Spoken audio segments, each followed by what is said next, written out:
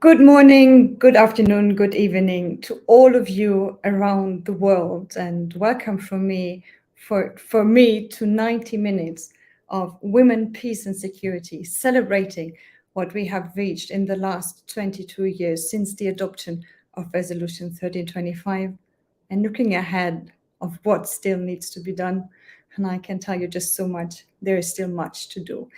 My name is Hannah Neumann. I'm a member of the European Parliament and I'm the initiator of the SHEcurity Index. And for those of you who do not yet know what this is, you will find out more in a second. And I want to welcome all of you to the launch of our SHEcurity Index 2022. What are we going to do in the next 90 minutes? First of all, I will give you a short overview of the data from this year, of the data of the SHEcurity Index, which compiles a lot of statistics, especially on the representation of women in the fields of diplomacy, politics, military, police, so the key institutions of peace and security. I will present you a quick overview of the data and the results from this year's index, where we have gathered data in about 105 years. You can now download the full report on our website, SHEcurity.info, as well as the full Excel dataset.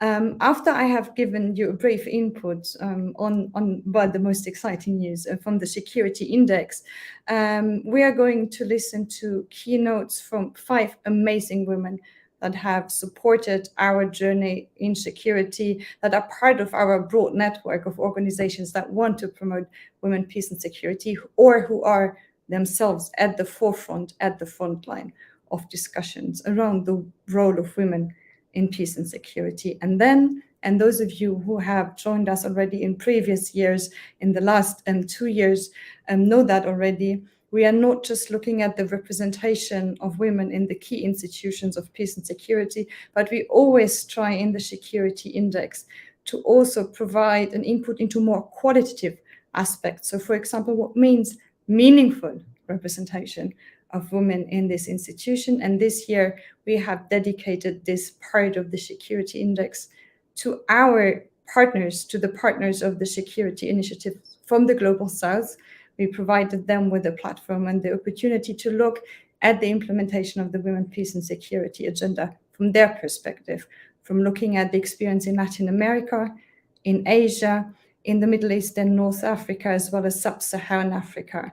And while I will briefly present the outcome in terms of numbers of our SHEcurity Index this year, the last 1 hour, approximately 1 hour of this presentation, this launch conference today, will be dedicated to a panel discussion with some of the authors of the respective chapters in the SHEcurity Index. So once again, a warm welcome from my end. And without further ado, I would just like to kickstart this with a presentation of this year's index and some of the key numbers and figures. What have we done this year? We are looking, same as last year, at all the countries around the world that have committed themselves to a broad implementation of women, peace and security agenda, who have formulated national action plans on the implementation of women, peace and security. And we also look at the remaining G20 and EU countries who do not have national action plans as of now. This means we have a data set of 105 countries plus the EU and its institutions. That makes a total of 106 data sets.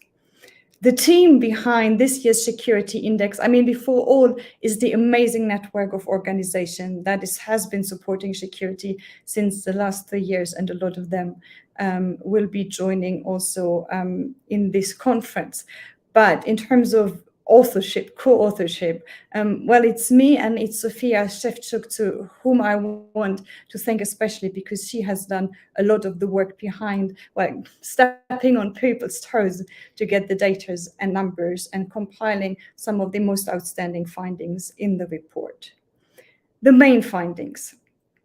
First, and that is new this year, and I'm pretty happy to announce that more and more women are running the show in peace and security. They are taking leadership position, and it makes a difference. If you have women at the top of institutions who put women, peace and security at the heart of their agenda, this changes quickly, especially in strongly hierarchical organizations, such as Ministry of Foreign Affairs or the military. Just one example. In last year, 5 countries have appointed women as Minister of Foreign Affairs for the first time. Burkina Faso, Cote d'Ivoire, the Democratic Republic of the Congo, and Germany. That is a big change, and you see the map doesn't look too bad as of this year, but we still have 31 countries that have never appointed a woman as foreign minister between the years 2000 to 2021. Across all sectors that I mentioned, politics, diplomacy, military and police, as well as in international missions, we see a slow but steady increase in the representation of women. It is slow, it is steady. We do not see yet the peaks, the picking up in performance, but becoming faster in increasing the representation of women of these sectors that would be needed to really reach the goals to which member states, nation states have committed in the UN Resolution 1325 and subsequent documents. Third finding, and that is quite clear, quotas matter. Just one example from the field of politics, also because we have the best data set there. There are at the moment, out of the 106 data sets, only 3 countries that have ever achieved gender parity in parliaments at the national level. And these are Mexico, Rwanda, the United Arab Emirates, and all of these 3 countries are countries that have a gender quota. So here, quota really matters, and the same can be stated for the other fields, namely, for example, a Ministry of Foreign Affairs or the military. I also want to mention that Yemen has fallen to a set 0% of women in its parliament as of this year. Overall, globally, we still have 35 years until we reach gender parity in national parliaments if we continue at the current speed, according to our calculations. The number 4 finding is the higher the seniority and prestige and the visibility of certain positions, the lower is the representation of women. That we see, for example, along the case of diplomacy, whereas globally, we have almost reached gender parity amongst the staff members in the Ministry of Foreign Affairs. Only 1/4 of the ambassadors are women. And if you look at the graphic to the right, you can clearly see the difference between the blue and the red. The blue meaning Ministry of Foreign Affairs staff, and the red meaning the ambassador. So here we also really need to speed up to make sure that women make it to the highest levels of leadership. Another finding is that there is a huge disparity between countries when it comes to the representation of women in certain spheres. Here in this slide, in this example, we are looking at military. Globally, it will take us at the current speed another 154 years to reach gender parity in national militaries.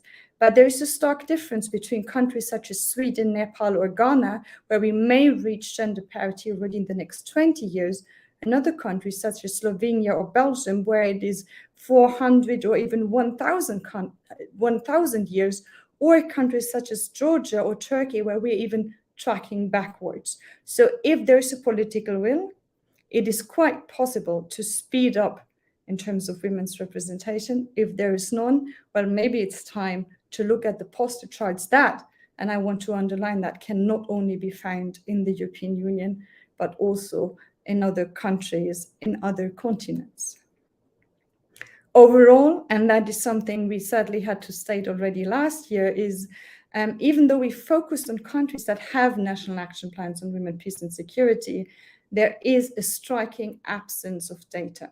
And we have full data sets for women in parliaments thanks to the amazing work of IPU, but we have and we continue to have severe data gaps in the fields of diplomacy, military and police. Each and every year that we do this work, more and more countries are sending us data. Also this year we have had a partnership with the European Union External Action Service.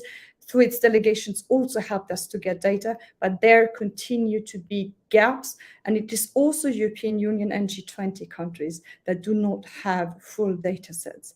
So one of the key recommendations of our report actually is that countries have to ensure transparent and complete reporting of women's representation and improve public access to data, because frankly said, it should not be my role as member of parliament, nor should it be the role of our amazing partner network to run and chase this data. But we really hope that the commitment towards women, peace and security soon will also come with the commitment to track changes and make them public. The data set, as I said, is now publicly available. So I encourage you all to download it, to run your own calculations and analysis, to gain your own insights, because what we do with SHEcurity, with our report and this discussion, is just to give 1, 2, 3, 4, 5 glimpses, but there's much more in it. That brings me to the conference program. We are now going to hear keynote speeches from 5 women that have supported our work in the last year and that are instrumental in promoting the women, peace and security agenda.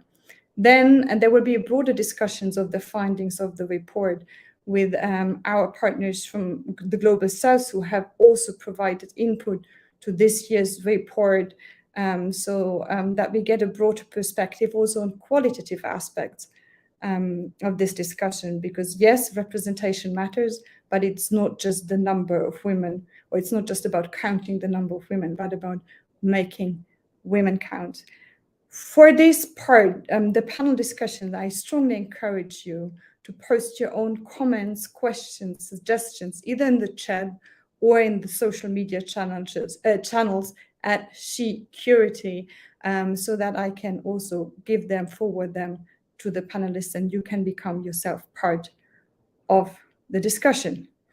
And with this short overview of what lies ahead of us, I would actually like to turn over virtually to Asa Regner, who is the Assistant Secretary General of the United Nations, the Deputy Executive Director of UN Women. And UN Women has continuously supported us with data and knowledge, and she can clearly give us some indications on the strategies that we can apply to enhance the representation of women, for example, in peacekeeping missions. So Asa, the floor is yours. Good morning, good afternoon. I would like to thank the member of the European Parliament, Mrs. Hannah Neumann, for organizing this event and for her leadership on women, peace and security. It is an honor for me to speak to you today at the launch of this year's SHEcurity Index. The index takes stock of the participation and representation of women at all levels of decision-making in foreign and security policy. Participation is one of the 4 pillars of the Women, Peace and Security agenda, and representation is one of the 3 Rs, alongside resources and rights, that countries with a feminist foreign policy use as a framework for their policies. The index helps to enhance accountability to achieving progress towards these goals, as we all know that commitments are one thing and implementation is another. There are strategies and tools available that can help to increase women's participation. At the United Nations, the Secretary General's gender parity strategy had a significant impact on the representation of women in UN peace operations. This year, almost half of UN senior leadership positions in the field were held by women. At the national level, we see that temporary special measures, such as gender quotas, can help to increase the number of women candidates and elected officials. But the SHEcurity report also rightly notes that counting women is not enough. We must ensure that women's participation is meaningful and safe and includes women from many and diverse backgrounds. The report highlights the absence of data as the most striking finding. This is an important issue for us and something we struggle with in our daily work. The report highlights the absence of data as the most striking finding. This is an important issue for us and something we struggle with in our daily work.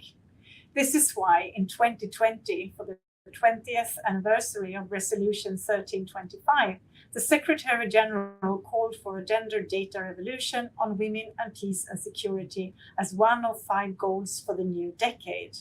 Let me conclude by expressing my appreciation for our collaboration with the EU on women, peace and security as we mark this year the 10th anniversary of the EU-UN Women Strategic Partnership. We welcome the EU's important policies on women, peace and security, including the strategic approach on women, peace and security and corresponding action plan, as well as the EU Gender Action Plan. I thank you for your attention and wish you a successful event. Thank you so much, Asa. And I think there could have been no better way to hand over to Stella Rona Grubacic, who is the Ambassador for Gender and Diversity at the European Union External Action Service, a position that has been newly created about a year ago. And Stella is the one woman that has to make sure that the agenda of women, peace and security and gender equality in our foreign action never falls down on the attention ladder, and that even in the worst of all conflicts, we still make this one of our priority areas of engagement in third countries, and to prevent double standards, well, also make sure that our own EU institutions become more gender equal themselves. So there you go, Stella. Distinguished members of the panel and dear Hannah, many thanks for having me at the presentation today of the newest edition of the SHEcurity Index. The index enables us to take stock of the participation and representation of women at all levels of decision-making in foreign and security policy and in diplomacy. Numbers matter. They are a key tool to show us where we are today when it comes to gender parity. They show that in some areas we are still far from achieving gender equality. In short, they help us count women, and what we want is to make women count.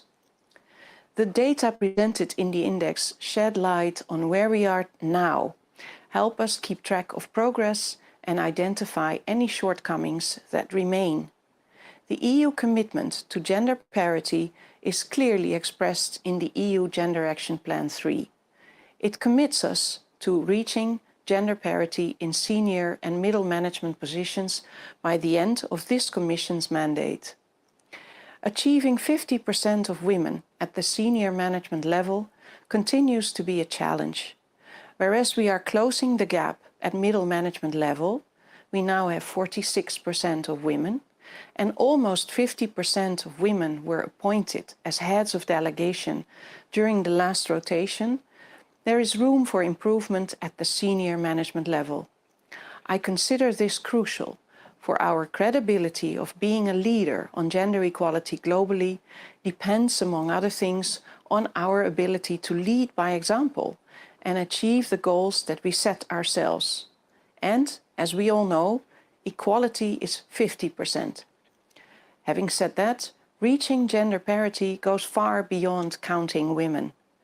The regional perspectives as presented here today, including those of civil society and grassroots organizations, are very insightful for all of us. We can learn from this and be inspired by documented good practices and effective actions. Equally important is that we combat discrimination and mitigate gender biases within our own organizations. This requires that we invest in an inclusive working environment and a gender-responsive institutional culture. Since we believe that change needs to come from the top, we have also launched a pilot program on gender-responsive leadership. We are developing a training program, as well as ways to hold managers accountable when it comes to gender-responsive leadership. But still more can be done, and working together and learning from each other is an important part of this process. That is why I am extremely happy with the partnership that we have built with you, Hannah. I'm looking forward to taking this further and to sharing our knowledge with others. Another reason why this presentation today is such a great opportunity. So many thanks once again to Hannah and her team for continuing to lead on the SHEcurity initiative. Thank you so much, Stella. And I think what we together have achieved in the last years clearly shows how big the steps can be that you walk ahead if we join forces across institutions, be it EU to UN, be it Parliament to the Commission. As long as there is solidarity and a strong push, others don't get away with the excuses so easily anymore.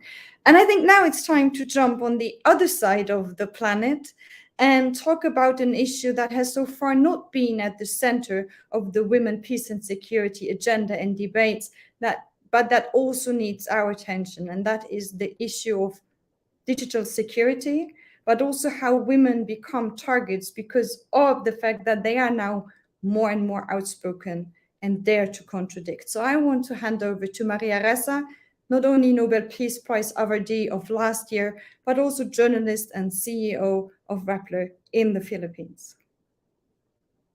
Philippines, women were attacked online with disinformation at least 10 times more than men. For example, in my case, there was a period of time when I was getting an average of 90 hate messages per hour, right?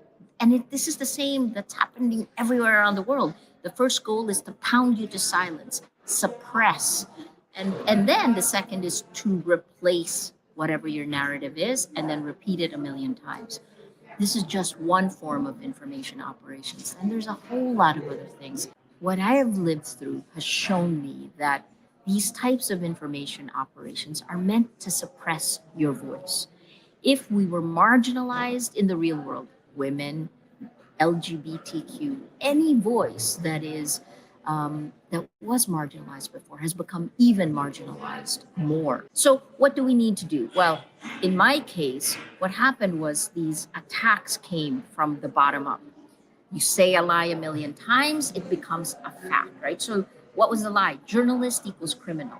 And then about a year later, coming top down, President Duterte said the same thing. And about a week after he said this in his State of the Nation address in 2017, I got my first subpoena. Rappler received its first subpoena.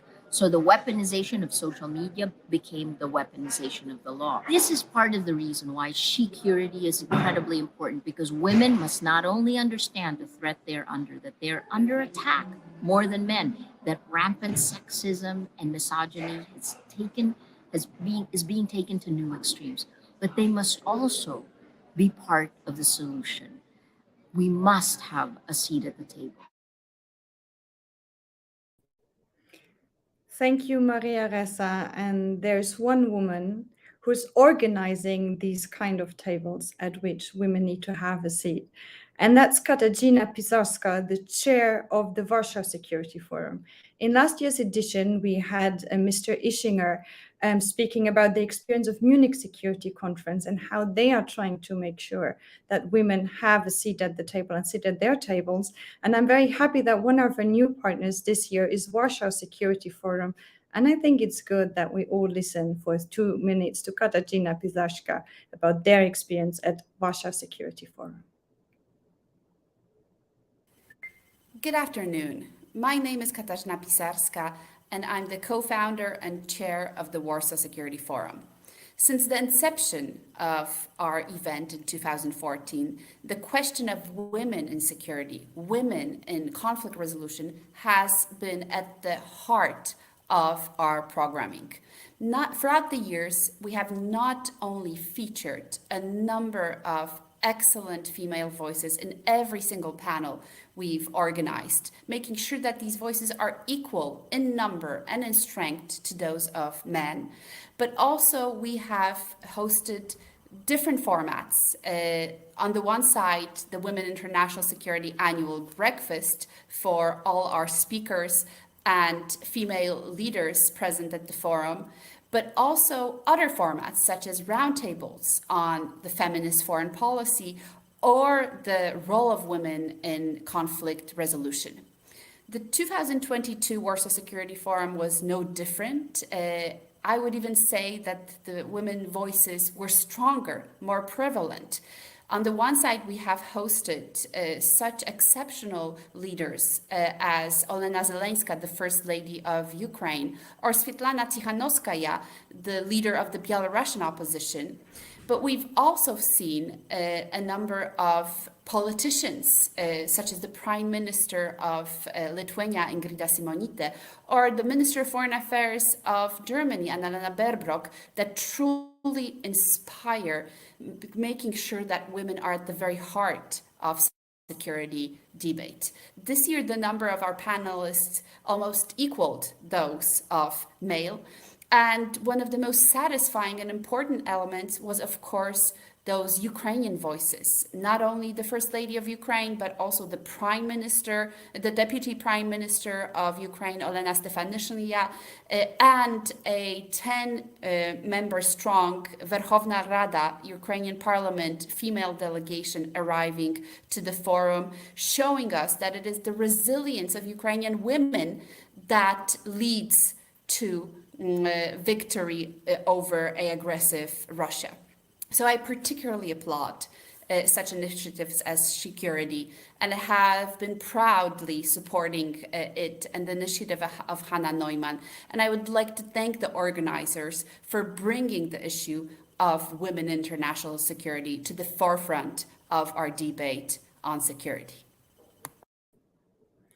Thank you, Katarzyna. And one of the women that you mentioned and that I was actually proud to meet at the last Warsaw Security Forum is Svetlana Tikhanovskaya. I'm very sorry, Svetlana Tikhanovskaya, the leader of the Democratic Forces of Belarus, who will speak about the experience of Belarusian women, especially under the suppression of the last years. Ladies and gentlemen, in 2020, Belarusians rose up against tyranny and oppression. Everyone remembers the hundreds of thousands on the streets marching with our national flags and celebrating their freedom and dignity, and demanding the rights stolen by the regime for 26 years. Our revolution even received a nickname Women's Revolution for the extraordinary role of women who were on its front lines. But it's not only about me or our female trio that led the protest. Belarus women, oppressed by the regime, led media, civic organizations, human rights defenders, and volunteers movement. Even when the public protest was almost shut down, women still went to streets, even Sunday, with white-red umbrellas. They demonstrated extreme bravery, dedication, and paid a high price for it. More than 50,000 people, including many amazing women, have been detained, many tortured by KGB. Each day, Lukashenko's regime detains up to 40 people over political charges. There are more than 1,300 political prisoners in Belarus. 200 of them are women. They are restricted from receiving letters from their families and held in conditions that constitute physical and mental torture per se. 1 week ago, the regime detained Daria Losik, the wife of journalist Igor Losik. Being in Belarus, she had been speaking about the dictatorship loud and clear, without fear. Now, Igor and Daria's daughter is with her grandparents. Both her mom and dad are behind bars. In Belarus, there are thousands of people with similar life stories. Thousands of families are separated against their will. Thousands of kids are waiting for their parents at home. My children, whom I now only see on weekends, often ask when their dad will return. And I still don't know how to explain that their dad has been sentenced to 18 years in prison. I speak about Belarus, but I know that tyrants are doing the same in different parts of the world. I know that there are many powerful women in this room, so it's time for us to unite our efforts and continue the fight against oppression. Our kids deserve to have a childhood without fear, prisons, and war. Thank you.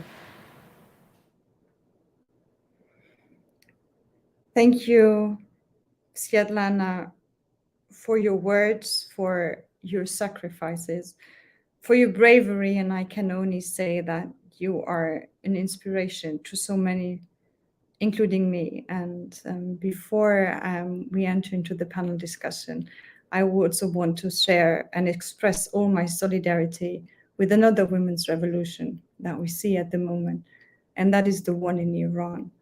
And in all these revolutions that are at the moment led by women, that have in the past been led by women, it is also our duty to make sure, with our solidarity and support, that the women who carry the revolution in the streets then also make it into power positions once a regime falls or once power is newly discussed and debated. And I guess that's a good moment to bring back, to bring into the setting my sisters from around the world who have written with me together on this year's SHEcurity report.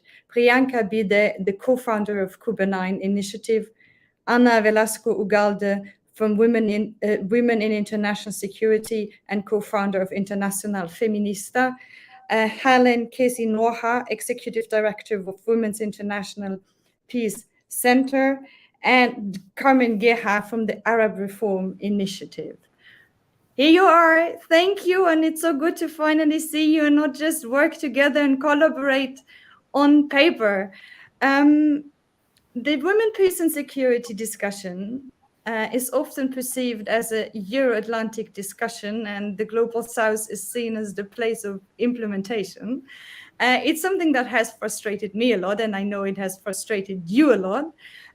So the idea of this year's report was, at least in the second part, to turn the perspective upside down and to provide place and a platform and space for voices from the Global South who actually have a lot of knowledge to share it and make us listen. So thank you very much that you supported me in this adventure and that you provided your perspectives, your expertise, but sometimes also your political comments. And I appreciate that a lot to us and to our joint project. Maybe I would like to start with you, Priyanka, and you wrote the chapter on Asia. And let me maybe just read out the one quote that I like best of what you wrote to us, which is, much of the work on women's empowerment in the region has focused on economic aspects, on the role of women within their role as primary caregivers and in traditional family structures. What made you write this, and why do you think this is too much of a limited perspective that has been given to women, peace and security so far in Asia? Thank you, Hannah. I would first like to thank you for bringing together this amazing index for the second time around, you and your amazing team for all your efforts. So the reason why I wrote that sentence is because in a large part of Asia now, it is a very large region. And so I have to acknowledge that I perhaps may be speaking for a limited part of the region, but I think by and large this is true. That the way we look at empowering women is to help them within their current roles rather than bring them to the decision-making table, which is something that at Cuba9 Initiative, through our work on understanding the feminist foreign policy and gender mainstreaming, that's something that we've been trying to shift. But it is catching up, and for example, in India, where we are based, the government is now using the term women-led development rather than promoting women's development. So these are shifts that are happening, but slowly and steadily, that we are trying to push for as well, but which did not exist earlier, right? So we often saw mechanisms and policies in place that were there to help women rather than give them the agency and power to actually bring the change that they need. You have been frozen with me for a second. I'm sorry. Okay, Maybe just sorry. to follow up one small question. So you said it's slowly changing, and there's slowly a shift towards seeing women also as part of being decision makers and not just being able to care for their families. If you could quickly alert everyone to one project that did that in a very good way, or one approach that maybe others could learn from. Okay, there are several, but I think from our context, there has been a lot of push on digital inclusion that has given women that access and agency, which has been very useful. Also, in terms of you spoke earlier on quotas, and at the local grassroots level, there have been some quotas which over the years, initially they were just numbers, but over the years, through grassroots level capacity building and organizations within several states that are helping this, it is changing, and which it's helping women actually develop the capacity to lead and not just stand and be elected into positions where somebody else leads from the background. So off the top of my head, these are, I think, two excellent examples of change that we see happening, and hopefully will continue. Thank you, Priyanka. And I found it quite fascinating how the discussion around quotas has become quite a global one, where we see quotas in countries such as Saudi Arabia, for example, but also Rwanda, Latin American ones.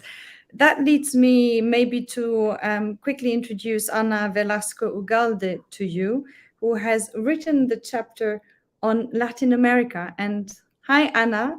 There's also one sentence that I would like to pick out from your chapter, and that is, there are many reasons for the region's countries' low engagement with the women, peace and security agenda. Among them is a prevailing assumption that it is only meant for war-torn countries and not applicable to the Latin American context. What made you write this statement? Okay, so first of all, thank you very much, Hannah, for the invitation and for the audience for joining us today. Before answering, I'd just like to acknowledge something. Congratulations for the report, and I mean it. I know writing something like this requires a lot of work. And also, I think taking a feminist stance on security is not easy, as just Maria Reza and Svetlana reminded us. So congratulations and thank you. Well, so WPS in Latin America. Why do I say that it is not reflecting the reality on the ground? Well, some others have written about this. The fact that, for instance, authors like Swati Parashar have said that WPS was built on certain assumptions about who gets to receive its benefits and where they live, right? And so you mentioned this before, that is, the agenda reproduces sometimes global power dynamics with ongoing colonial connotations. But in Latin America, the thing is, we don't have interstate wars. Some analysts might even say it is a peaceful region. And the UN peacekeeping operations have a relatively low presence. Countries do participate in sending troops to peacekeeping operations as well. But then the question is, how does Latin America fit in the WPS, what WPS considers a conflict context? And of course, in cases like Colombia, that might be relatively easy to answer because the Colombian activists, great, fantastic work, brought the WPS framework to the peace negotiations, right, with the FARC. But even in Colombia, we can say that this conflict was not and is not the only source of violence against women and girls. So Latin America is a region that is arguably peaceful. We don't have nuclear weapons, for instance, but it's super violent. So the rates of homicide and violence against gender-based violence are high. 10 women are murdered in Mexico every day. How is WPS responding to this scenario?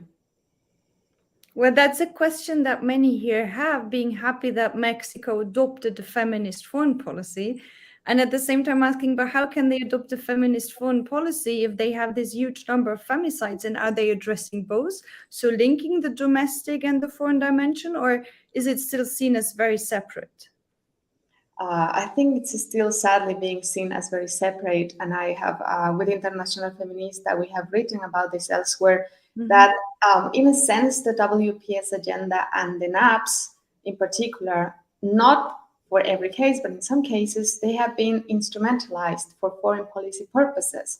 So it might help you to get a seat at the Security Council, but then what is the purpose of having an app if just everyday lives of women are not affected by it, are not improving for them? So that is, I think, one of the main criticisms of the agenda in Latin America, that there's an ongoing disconnection between what grassroots organizations see on the ground and what diplomatic spheres are trying to sort of project to the global community. Thank you, Anna. And maybe I actually use your comment to mess a bit with the formal agenda where it was supposed to be the Middle East next, but I actually would like us to jump to Sub-Saharan Africa first, because that is a region where actually the implementation of the Women, Peace and Security agenda domestically has been key. So maybe I can have Helen Kezinoha on the screen. Hi, Helen. And I'm also going to take one sentence that I like most from your chapter, which says, the development of national action plans in sub-Saharan African region does not only show political will towards the women, peace and security agenda in Africa, it has also caused tremendous strides that include affirmative action laws and policies, those that protect women and girls from violence. So I sometimes have the impression that the African continent is the one that took the agenda most at heart.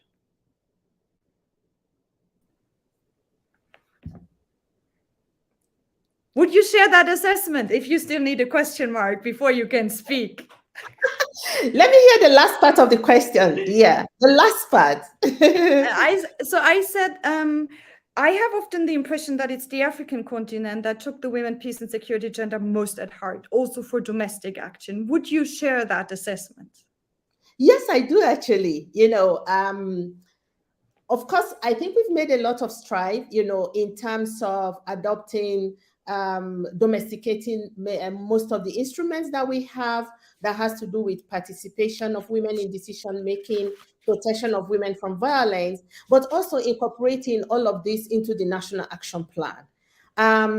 But of course, you know that many of the action plans have also been supported by countries from outside.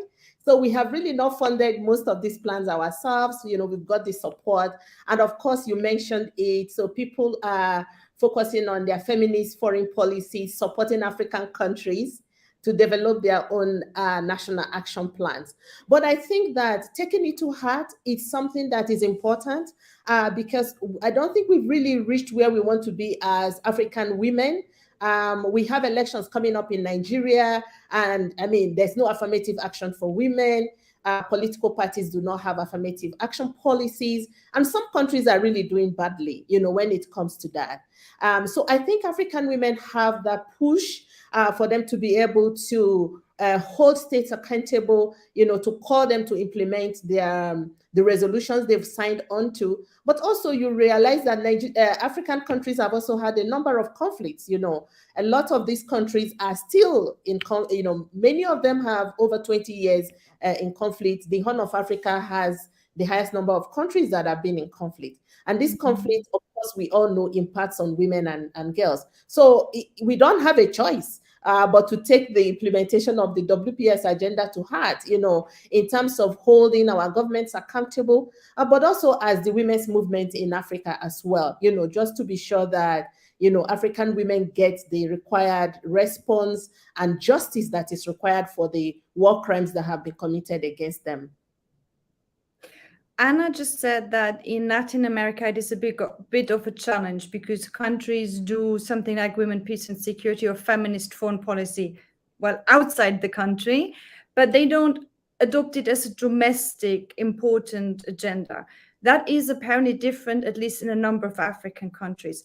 Is it different because African leaders like ministers and governments said from the very beginning it's our priority, or was it civil society organizations that pushed and pressured them hard, or a combination of both? What do you think really can make the difference?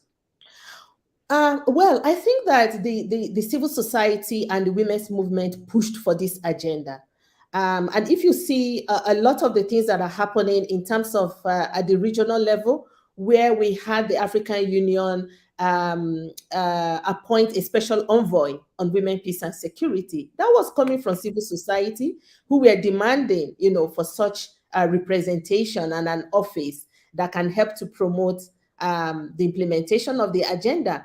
But you also see that a lot of the governments also want to be seen to be responding, to be gender responsive, to be feminist in their approach to work. So many times they also adopt these policies because they want to go with the global trend, and then by doing that, they give us the space to then also push for accountability for some of those provisions. And you see a lot of them have done very well in terms of, for example, adopting the affirmative action policy. Rwanda, for example, is doing excellently well. They are 60-something% of women in parliament.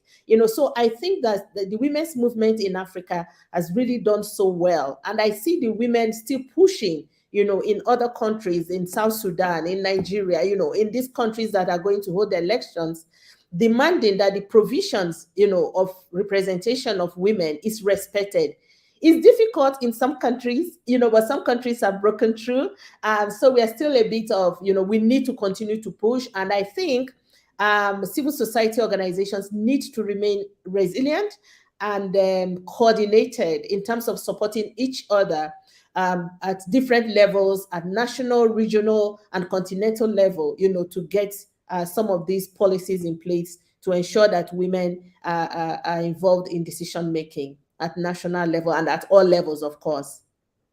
Thank you, Helen. And I can actually hear from your remarks that also one of the differences in that of the work you describe is that it's not just national civil society organizations in silo, but that it really becomes a transnational and regional approach also of solidarity and supporting each other.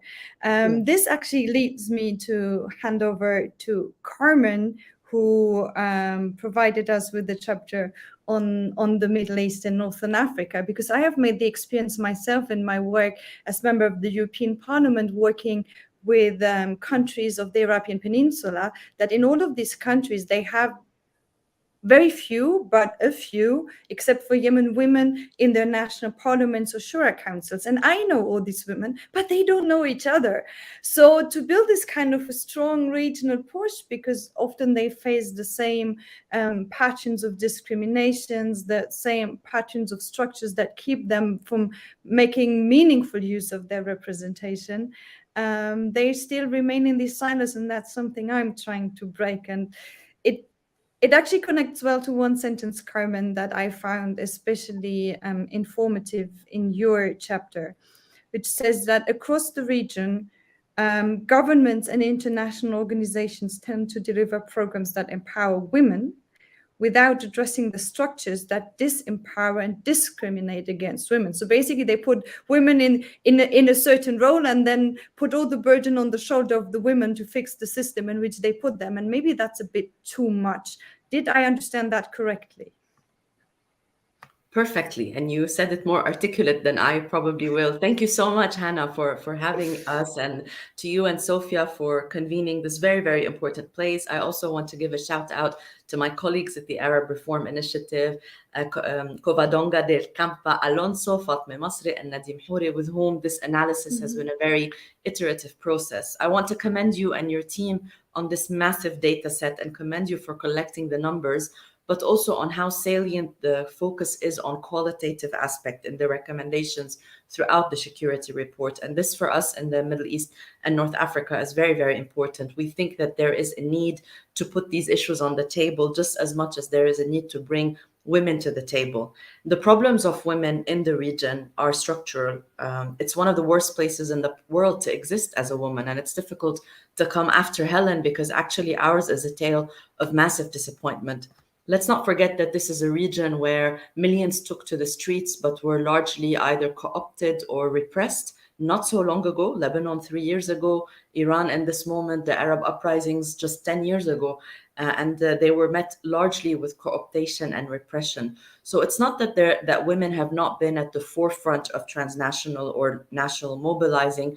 It is that we need to look beyond these numbers to develop an approach and to begin to think about who is being represented in peace and security institutions in the Middle East and North Africa. And in our assessment, states should not remain the only speakers for women, peace, and security. We must not only look at state representatives that are reporting to the United Nations these numbers, but we also need to think about in a region where democratic governance is largely lacking and state monopoly is marginalizing women, we must look outside the state institutions at what is happening outside these spaces to bring into the forefront a wider definition of peace and security. Women, peace, and security, we say this in the chapter, is still a little bit of a niche and restricted place to massive civil society organizations, government institutions, but for example, still sidelines the private sector, business from the conversation around peace, sidelines legal advocates that are looking at how the laws remain repressive in a region, for example, that doesn't sanction early marriage, where a rapist can get away by marrying their rape victim. These are really, really repressive laws. In Lebanon, I was looking at the numbers. It will take us 404 years to reach gender parity. Lebanon has 5 members of parliament out of 128. And it's not because women aren't empowered, and it's not because we don't care, and it's not because we are not engaged, but because the structures are rampant with corruption, patriarchy, violence. And I think that it's important to continue our discussion today, looking not just beyond the numbers about women's stories, but rethinking these institutions. If the institutions that are meant to engage women and become more inclusive of women are not accountable to people, in a region when there is not good governance, not transparent government, how do we think about women's inclusion and peace and security? And I think here, just to close on what you were saying, we do not achieve it by taking women aside and training them in a room and then releasing them out to get raped and killed and harassed online and offline. There has to be another way. And one way to start looking at this is to look at the platforms that are born out of the spaces of contention and to start investing in new platforms that are putting women at the forefront, and not just wait for governments to appoint women in machineries, largely unelected, to report on numbers that don't tell the full story. So as you can see, I'm a little bit angry after Helen, but there's a lot of room to talk, and we are grateful to be included in this. Anger sometimes helps to change, especially if you need big change. So you're all fine to express your anger here. Maybe just one small question, because clearly that's also something that bothers me. How can we address these structures that are disempowering, discriminating? I know so many women who actually have a political agenda if you talk to them, but then if you ask them, do you want to become a politician? They say, but that's not for me. Like, the way the system works, I don't like it, so I don't see a place in it. How can we break that? Maybe you know a project from one of the countries that you're looking at where you say, oh, that was a good start. There are a lot of pockets of hope, and there are a lot of good examples around mobilizing specific issues and also allowing more women to join the public sphere. But I think that the major recommendation that we're trying to make is that we need to invest in better governance. So this sentiment that you are relaying, that women don't want to run, is because elections where they exist, and they mostly don't exist in the region, elections where they exist are very corrupt. And they're based on this very patriarchal approach to buying votes, clientelism that advantage women. So in our assessment, the more we can create democratic or participatory governance systems that are safe, women will automatically join, because you see women at the forefront, not just of contentious politics, but demands for truth and reconciliation. Wadat Halawani in Lebanon has been leading the families of the disappeared for 17,000 families in the last 38 years, because she wants to know what happened to her husband who disappeared in the civil war. There are many women at the forefront of crucial peace and reconciliation and security issues that don't want to join institutions of elections or security that are run by militias and corrupt warlords. So I think if we change the spaces and we invest in spaces that are inclusive and safe, then we will see women automatically join those spaces. Thank you so much, Carmen. And I'm happy now to see all of you again heavily nodding. And first, to the audience, we still have like half an hour of discussion. So feel free to put your comments, your questions, either on one of the speakers individually or to all of them in the comment section here or in the social media out there. I already have one question from Rim asking, and I think that's something all of you can have something to say. What recommendations do you have regarding the issue of violence against women, specific those who work in the public? Because, well, I mean, even I myself, I can imagine all of you yourselves have the experience once you go out and become a public figure and become vocal as a woman. Some guys feel extremely threatened and they build up smear campaigns in the internet trying to harness reputation of women. I know it myself from working especially in Iraq, but also in the Arabian Peninsula with women. There was not a single woman that ran for parliament that did not have a smear campaign against her, saying she had an affair with whatever guy just to damage their reputation. And especially the women who then do not make it into the parliament are just stuck without a job and a damaged reputation, which scares away many. I know we have similar dynamics in Latin America. I see Helen nodding. I also know a lot of colleagues. I mean, Afghanistan is the worst of all places, but also in places that call themselves democracies such as India, where this is happening. What are your recommendations, or is that maybe also something that we really need to work together globally to address it better?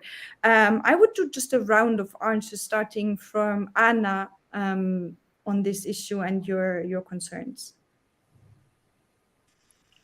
Thank you. Yes, we have. I was nodding because we've seen this particularly as violence against women in politics or public servants, and it's an increasingly worrying trend.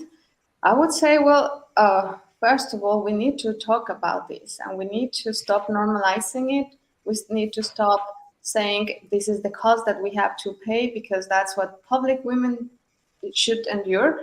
First of all, just stop normalizing it, talk about it, and then I'd say building networks of support for young women that are trying to get into politics, and also support with the other generations. I think, and this is, I don't know what my colleagues would say about this, but sometimes the different generations of women that have entered into places that have been dominated by men, which is most public spaces, even including academia, sometimes we struggle to cooperate and to talk to one another, as if saying that's the price, then again. So I would say building networks and communicating with each other would be just a small start.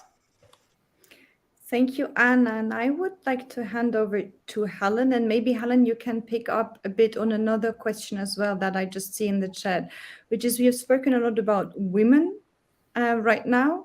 But of course, there's also an intersectional aspect if we speak about discrimination. So how can women, peace and security also take this intersectional aspect into consideration? I'm linking the two questions because I know that people who are visible as either being, well, a part of the LGBTI community or of the trans community are facing even more threats and challenges also to their physical security. I mean, it really is an issue of the women, peace and security agenda because it targets the mental, the digital, and the physical security of people. Yeah, thank you very much, Anna, and the question. I do agree with my colleague, and I think globally, because even in African countries, women who go into politics, are also being attacked. Many times the system of political participation itself, like the fees that they have to pay, is too high for women to afford. And there's also this gap between older women and younger women. So I think one of the things we could do to bridge this gap is, one, to have intergenerational support groups, because we have women who have been experienced in this space, and then we have women who are coming in. But also there's need to ensure justice for women, so people don't get away after they have abused women. We have laws in place. And if we don't have, we can campaign for those laws. So Hannah, what you said, I think this is something we can work at a global scale, because this is happening to women in all countries. No matter how soft it is, we know women, even in the Western world, are having the same experience. But we know the justice system is also not very accessible as well. So how do we hold governments accountable, for this kind of attack on women in politics? But how do we also hold political parties accountable, for allowing some of these violence to happen during elections, including election management bodies? They need to put in place policies and laws that protect women, during elections, so that we're very, because it's a mechanism that is being used by patriarchy, to try to discourage women, the smear campaign, the threats, actually the physical attacks. In Kenya during the elections, some women were physically attacked, by their opponents. So we see that happening in many of the countries. With regards to intersectionality, I think that even we as a women, peace and security movement, we need to see how we bring in other movements. We have other movements, the reproductive health and rights movement. We have the even political participation. We have women in parliament. They have a huge movement. We have the climate change movement, which is doing fantastically well. How do we link up? We have the LGBTQ movement, very huge movement. How do we link up with them, to bring these issues, which are also some of the issues that trigger violence, and the issues we are trying to address as a WPS movement? We need to see how we link with them in the work that we do at all levels. And the other thing I was thinking is, do we have a global women, peace and security movement that is well known, that is coordinated, that respond in situations where women within the countries cannot do anything? How are we supporting the women of Iran, for example? We can send solidarity messages, but they need more than that. These are young women who are trying to challenge the status quo, but are being abused, and are facing a lot of violence. So I'm thinking, what do we do as a global WPS movement, to begin to work together and speak against violence and speak against attack on women in all these settings? Yeah, those are my Thank few you words. so much, Helen, for these inspiring words. And just one thing that came to my mind was the climate movement from civil society side at the moment. It's quite a feminist movement. I mean, look at who is leading it. It's not just Greta from Sweden, but in all the countries and all the geographical regions, it's mostly women that speak up and that care about the climate, and that make this movement as persistent as it is, and as I think it has to be. So linking with these other movements that are also looking at, patriarchal structures that destroy the social fabrics and the planet, is clearly something that would make all of us stronger. So it is a call that I guess we all should take home, but then also it should make us take action and see how we can link better. And also that you mentioned the case of the women in Iran that say, be our voice. And somehow it's the feminist thing that also makes this an international revolution that we are looking at and that we care very much about. Maybe, Carmen, that makes me hand over directly to you. I know the LGBTI issue is one that is especially problematic in some of the countries, also to link, but that doesn't mean that we need it less. But also, how do you think we can engage especially the Arab region, and not just from government side, where they always make also these nice women, peace and security statements, but from like the full society, and fully bring them into this, let's say, global community, if we were to build it on women, peace and security? It's very heartening to listen to you, Helen, and I agree there is a lot that we can do globally. And there's a lot of expertise in the Middle East and the North Africa, and a lot of energy that can be garnered for this, to offer immediate protection for human rights activists and members of specifically marginalized groups. This is why we're arguing in our chapter who gets represented and who this agenda serves needs to be thought out critically. The region is also home to hundreds of thousands of migrant workers that are reeling under modern day slavery because of the kafala system. A lot of the changes that would help expand the agenda for women, peace, and security are not necessarily related to women, such as strengthening the justice system so that when there is violation and it gets reported, the courts take action and not just sit aside and watch these abuses take place. Things like road safety, equal employment opportunity, labor law, justice system, media law, and online harassment aren't necessarily specifically about women's rights, but would make the space more democratic and less harmful. The region also, unfortunately, is one of the major exporters of talent, and a lot of activism and a lot of key actors are outside of the region. There needs to be a bridging of that. If we are thinking of a global movement per se, then it needs to be intergenerational, transnational among people from the same country and people from different nationalities. I think this is extremely important. We are seeing, for example, a lot of Syrian activists in the diaspora who fled now being engaged in accountability for war crimes back home. And I think that the more we think along these levels, multi-stakeholder engagement, break the silos. You talked about silos, Hannah. The region is full of silos, both sectoral and regional. Break these silos and bring more voices together to invest in key institutional reforms that automatically open the space up for women. I think we can begin creating pockets of hope. And it doesn't have to be only at the national level. We can work with employers, with organizations, with municipalities. If national level quotas are going to take us another 200-300 years, there's something else we can do at the level of organizations, civil society. Just because a national law allows for modern day slavery doesn't mean that employers need to be treating migrant women in this way. So we need to engage meso level decision makers and leaders to kind of push for this at the local level and also work with people abroad. And I think in this way we can at least put things back on track and overcome a very state-centric monopoly of peace and security. Like I said, the peace and security negotiated among warlords who are men is not a peace and security agenda. Thank you, Carmen. And maybe you can also take into consideration one other question that just came in with regards to Yemen. And Priyanka can already think about it because I will ask you the same on Afghanistan. Yemen, as well as Afghanistan, as well, almost all other countries have very strong and outspoken women. Yet once we come to negotiation tables, all of a sudden they disappear and they don't sit there. And I'm super concerned about how we can break this pattern, because I mean, we know it for more than 30 years now. Peace deals are better when women sit on the table. We've seen the experience of Liberia, where basically it was women in white that forced the men to finally come to a conclusion because they just liked sitting in fancy hotels. But why do we keep repeating this mistake, and how can we stop that?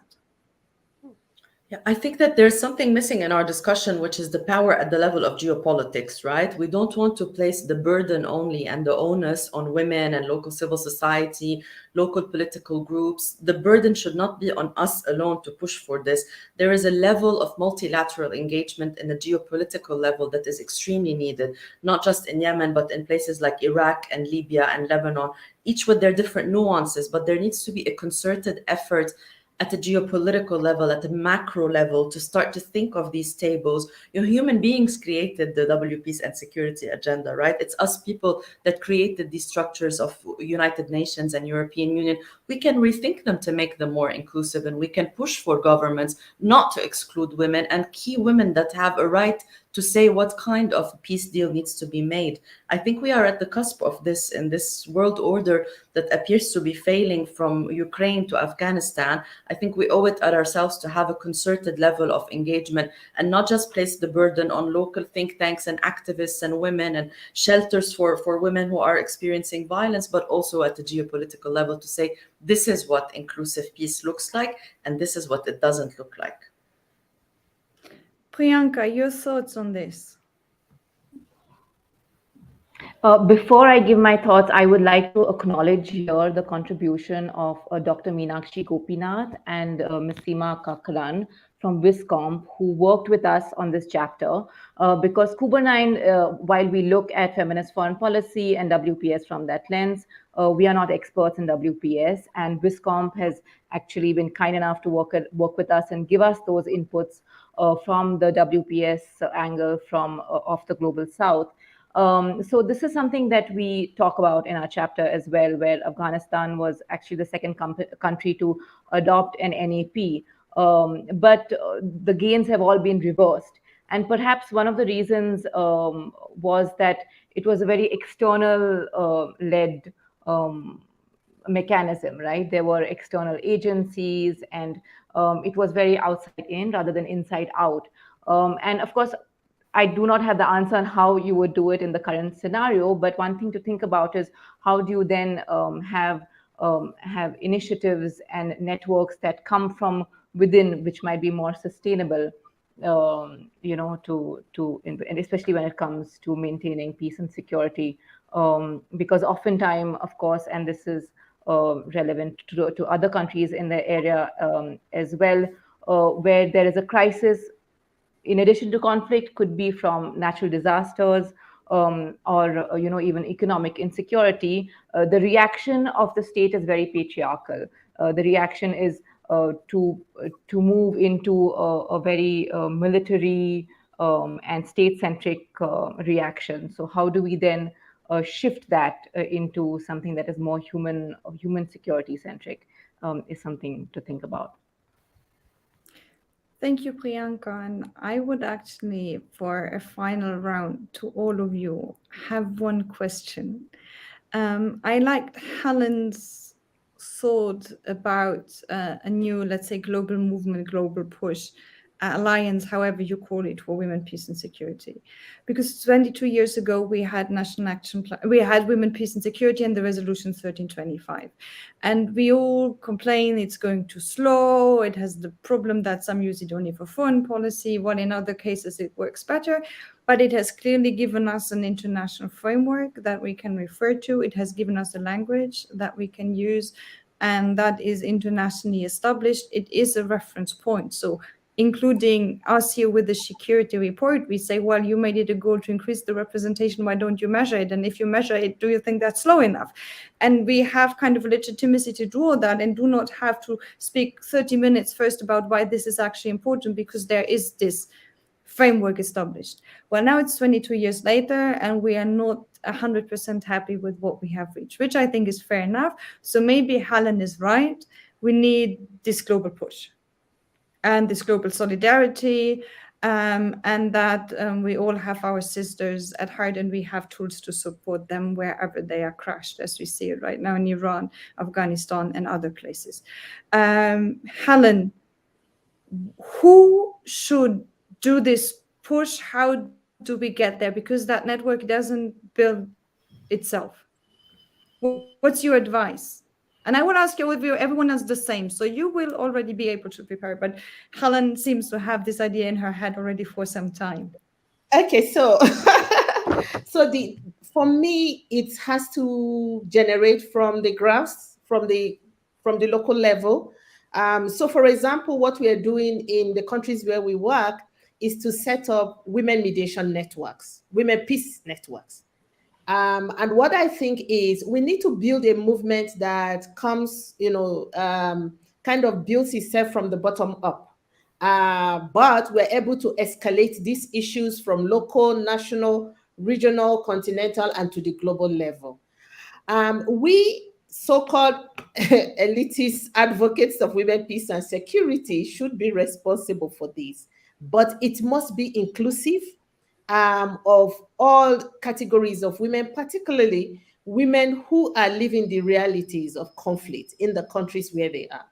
And I say this with a lot of caution, because many times people think conflict is where there is armed conflict, but we do want to understand our own from a human security angle. That there might be no conflict in a country between countries or between warring parties within a country, but the country is not in peace.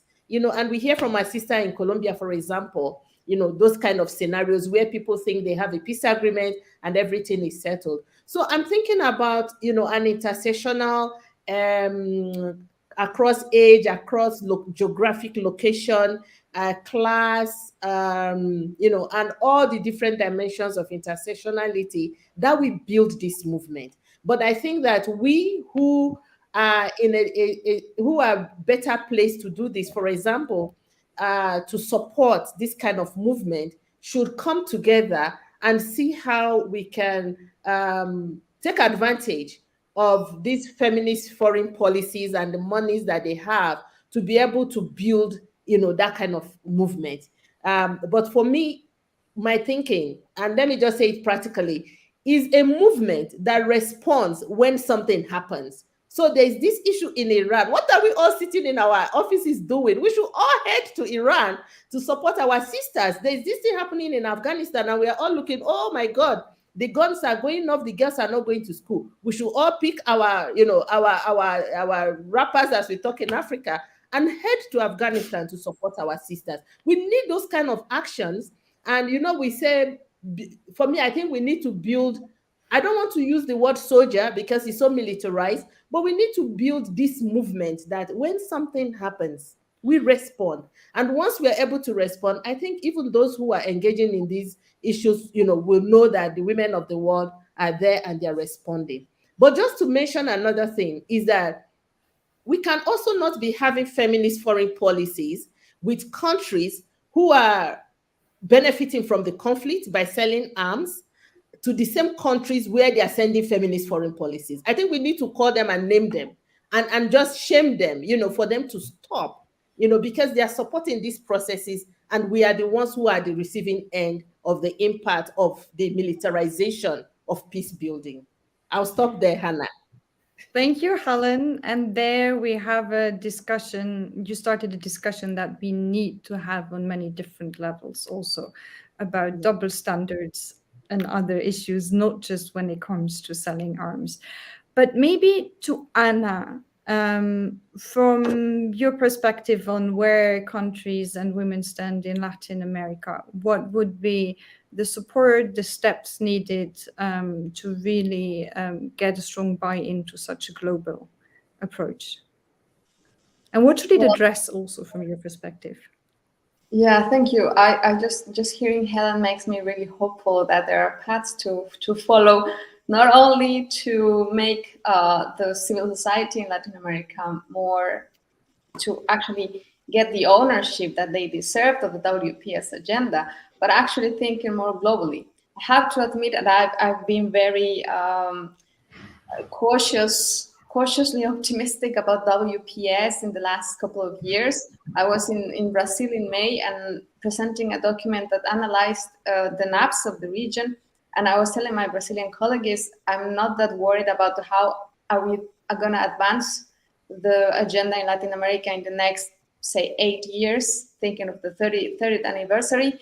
But I'm worried that it will survive, because I see a backlash, a very strong backlash against every work that global feminist movements have built over the past decades. So the Istanbul Convention, there is a pushback from authoritarian leaders. So in that sense, I think Latin America is making a very interesting proposal in terms of issuing these feminist foreign policies. So Mexico started the trend, and then we have Chile and Colombia that just announced that they will be joining the club.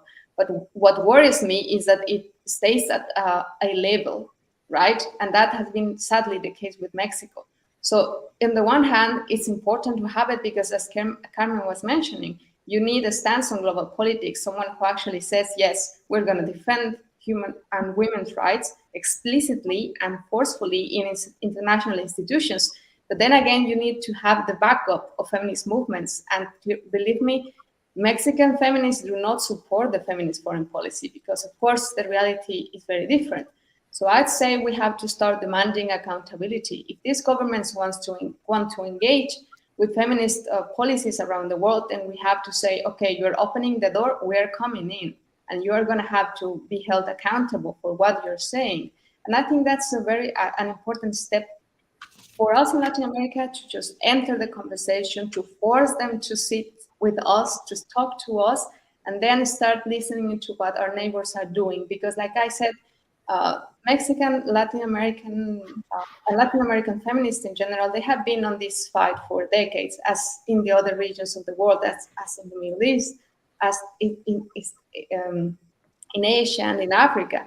then we need the platform. So I would say we have to start using these doors that are opening and just don't let them close it. Thank you, Anna. And I would like to hand over to Priyanka, your perspective from Asia. Do you feel that this global connection with the women's movement, feminist movements from the African continent, from Latin America, is something that is very appealing to the movements that you know in your region, and that would be beneficial? Or would you say there are especially specific challenges to the region that have to be addressed first? I would say a combination of both, because the region, I mean, even within just the Asian region, if you take countries, the challenges are quite different and differ between countries. But it is important to also have this network where we're listening to each other, which is why what you had us do through these chapters is a very important start for us to then share our perspective, where from the Asian region, what we looked at was the socio-economic security, which is a big challenge, and where several countries have policies and mechanisms to address these challenges. But how do they then percolate to the grassroots level? Are women, and not only women, other marginalized groups actually benefiting from those policies? So we've looked at more of an intersectional lens, where from our region we consider even the economic disparities, the social disparities, sometimes coming from concerns such as caste, religion, and other ethnicities. So these are perspectives that we need to understand while problem solving at a global level. And so this listening mechanism, I think, needs to be sharpened if we are going to be working as a global network and trying to find solutions, because what might work even in one country might not work for another, just within a region itself. So I think these listening mechanisms are important, to have forums such as these, where we hear from each other, learn from each other, and there are always lessons that one can take back. So that is important. So that perspective. Thank you so much, Priyanka. And this leads me finally to Carmen.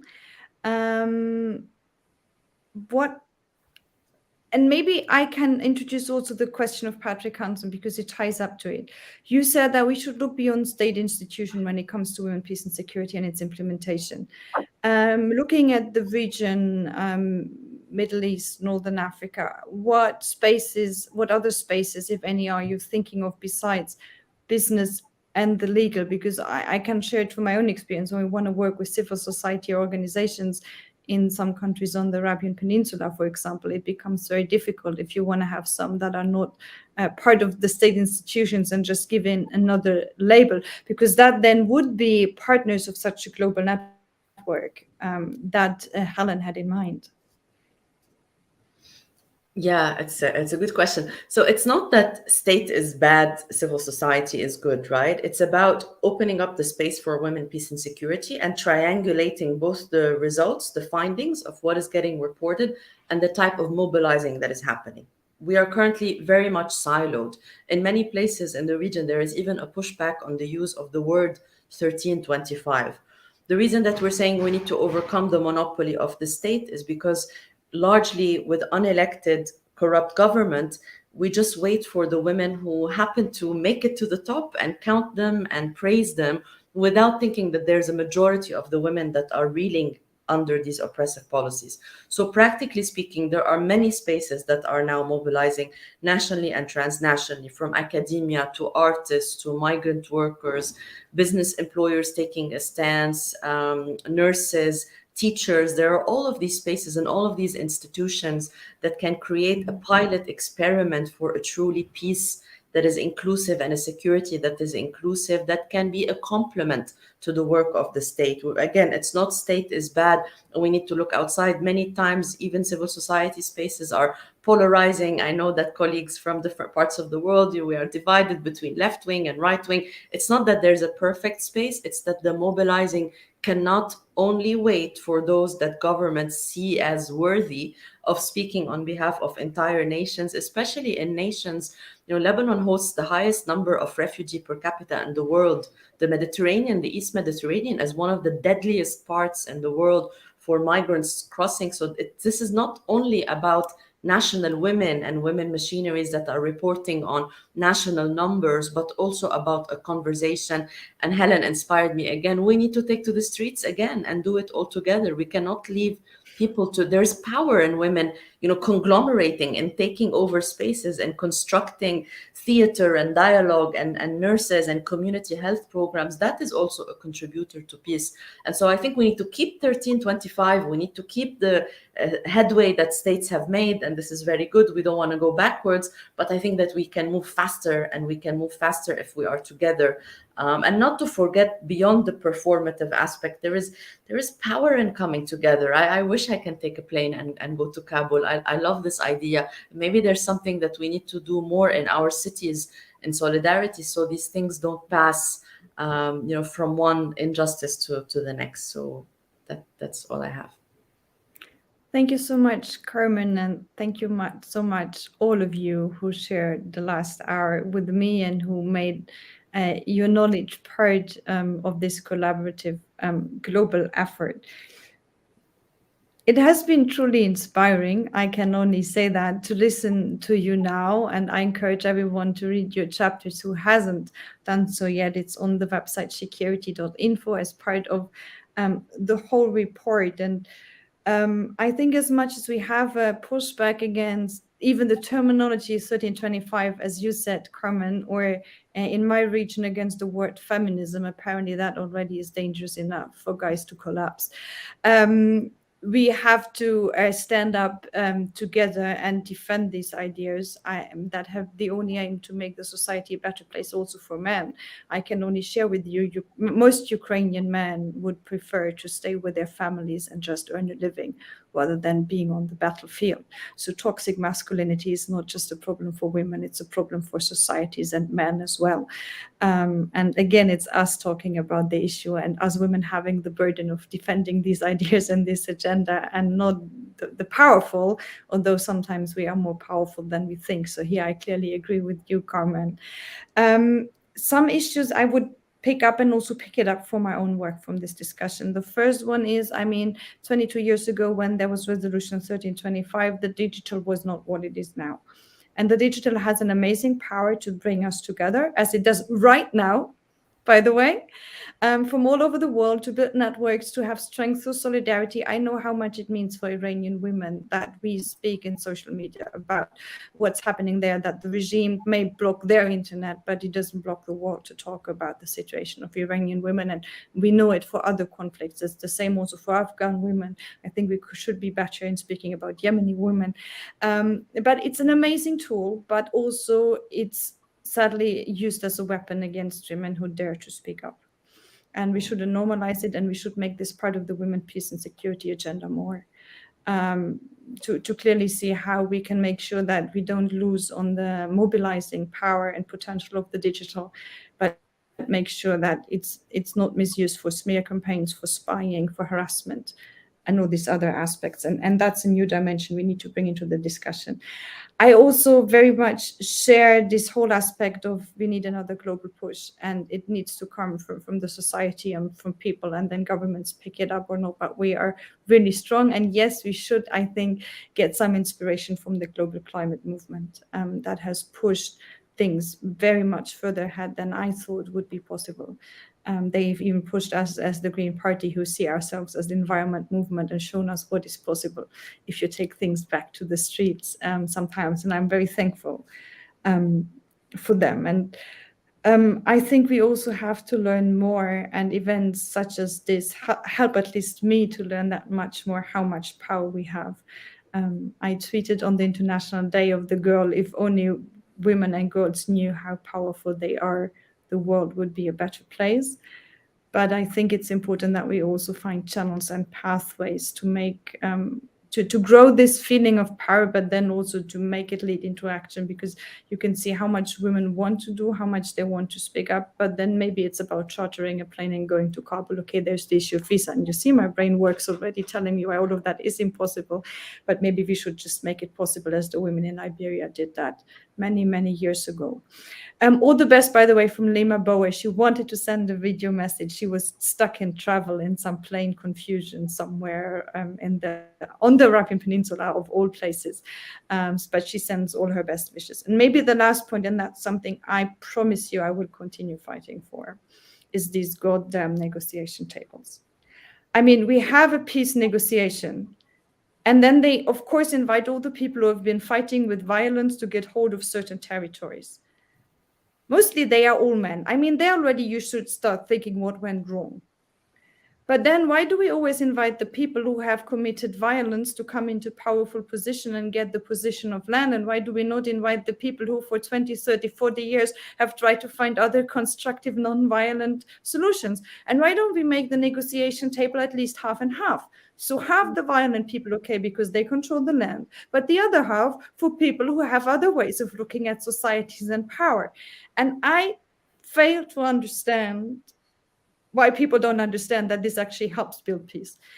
Maybe this is a very clear demand, because that's also something I know. The women, peace and security as a whole, and if you take an intersectional perspective, it is very important, but it's also very complicated to people who do not spend their whole day on women, peace and security. And maybe just making sure that we have half and half negotiation tables is a good start, because I mean, all the women, and Helen is living proof, and Priyanka is, and Anna is, and well, Carmen, you know so many who are, they can speak for themselves. We just have to give them the platform and make them confident that what they say matters. So having said that, this was a nice, I hope also for those who listened in, a heartwarming experience of solidarity and of how much power we have.